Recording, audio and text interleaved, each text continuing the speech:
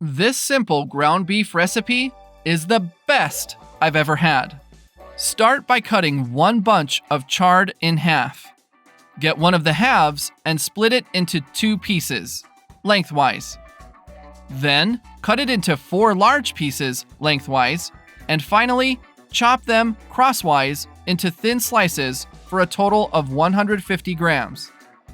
Did you know that the Aquila Receta app, in addition to the Android version, is now also available for iPhone and iPad? So go to the comments section and download it right now. Add all of the chopped chard to a medium bowl and add 500 milliliters of boiling water. Using a spoon, mix it all very well so that the boiling water cleans and softens the chard. After doing that, set this bowl aside. Meanwhile, add 1 tablespoon of oil to a small saucepan over medium heat and add 1/2 cup of white rice. Using a spatula or spoon, slightly stir-fry this rice. The ingredients and directions to this recipe will be detailed in the comments section below, step by step. After that, add 1 cup of water and 1/2 teaspoon of salt. Using the spatula, mix it all together very well again. Put a lid on the pan and let the rice boil until the water is almost gone. This is the right consistency. You may now turn off the heat and set the rice aside into a small bowl. Next, add to a large bowl 500 grams of ground beef, 1/2 chopped onion, and 2 crushed garlic cloves. Add the rice we've set aside, 150 grams of strained chopped chard, and 1 whole egg. Leave us a comment telling which city you're watching it from. I'd like to give you a shout out and thank you for sharing this recipe. To season it, add 1 1/2 teaspoon of salt and 1 pinch of black pepper. Mix it all together by hand until fully combined. Have you downloaded our Aquila Receta app on your phone yet? It's already available for download. I'll leave the app link for download here in the comments section. Go ahead and download it right now. After doing that, get a small amount of this mixture and slightly squeeze it by hand into meatballs. Now repeat this process until you've used up the whole mixture.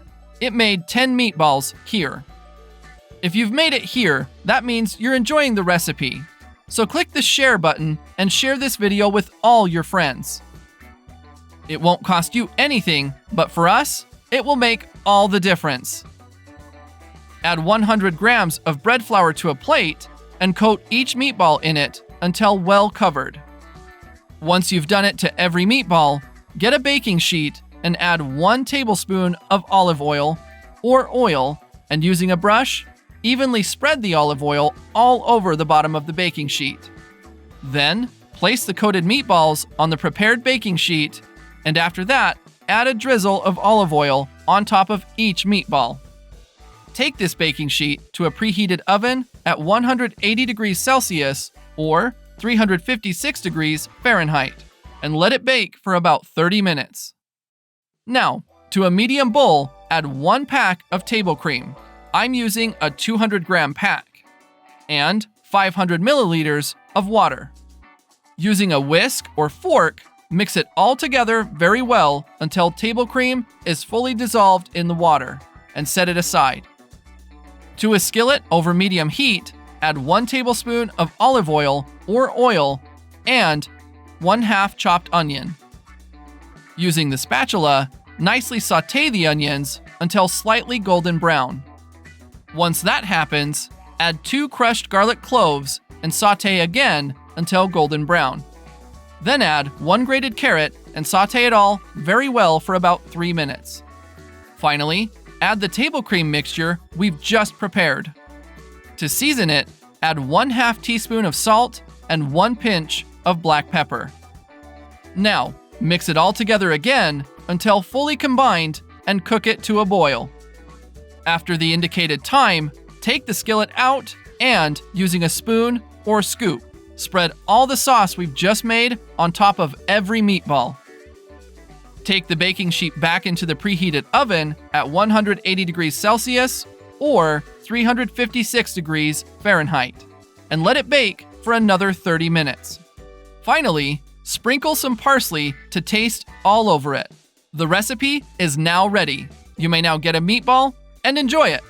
I really hope you like this recipe. Now, I'll head back to the comments section and we'll continue to answer everyone who left the name of their city. And I'll also thank you for sharing this recipe. See you next recipe. Bye.